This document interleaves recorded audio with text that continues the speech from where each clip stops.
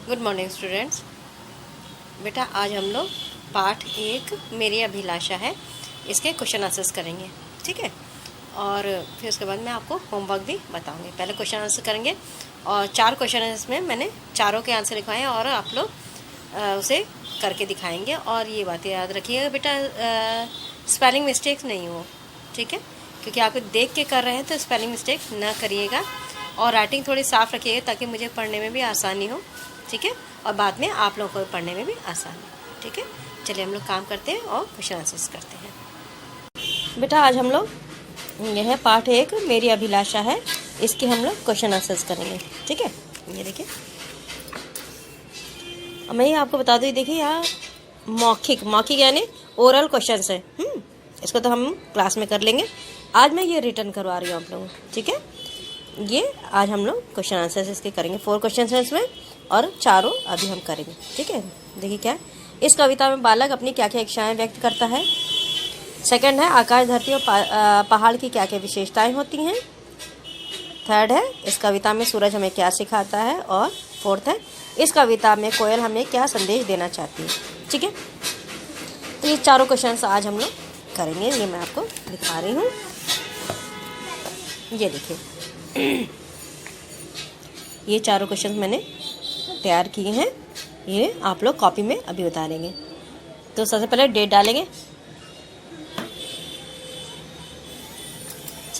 डालेंगे, फिर CW पाठ 1 मेरी अभिलाषा है, फिर डालेंगे निम्नलिखित प्रश्नों के उत्तर दीजिए, ठीक है।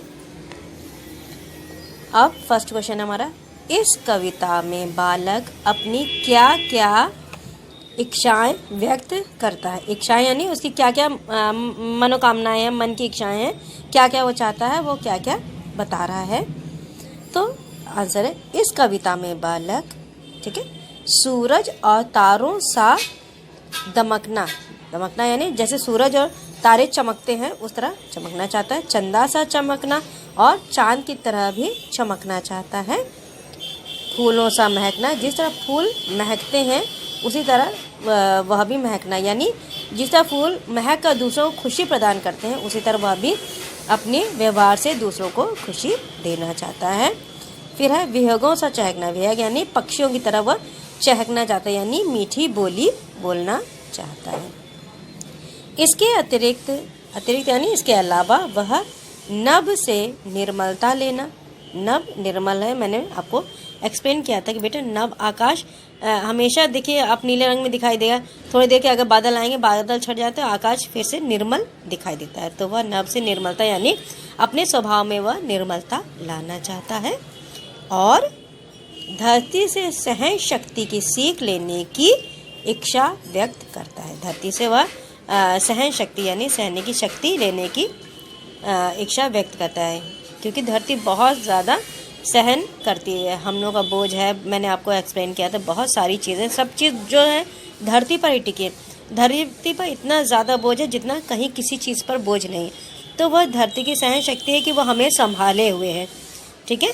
तो वह बच्चा, छोटा बच्चा धरती से सहन शक्ति की सीख लेने की इच्छा व्यक्त करता है, ठीक है। अब सेकंड है, आकाश धरती और पहाड़ की क्या क्या विशेषताएं होती हैं। क्या क्या विशेषताएं हैं मैंने बताइए। आकाश की निर्मलता, आकाश की विशेषता क्या है कि वह निर्मल है, ठीक है।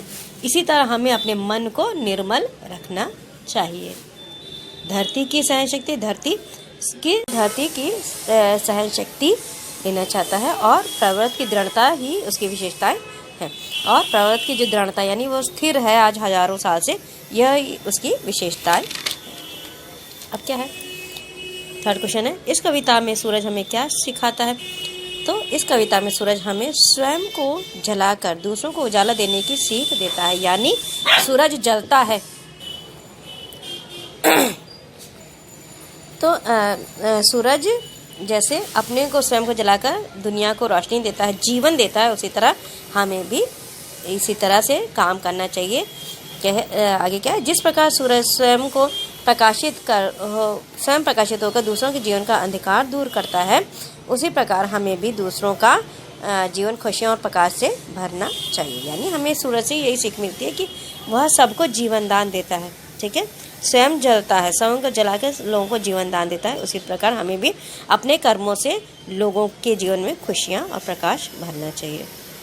फोर्थ क्वेश्चन है, इस कविता में से हमें क्या संदेश, इस कविता में कोयल हमें क्या संदेश देना चाहती है?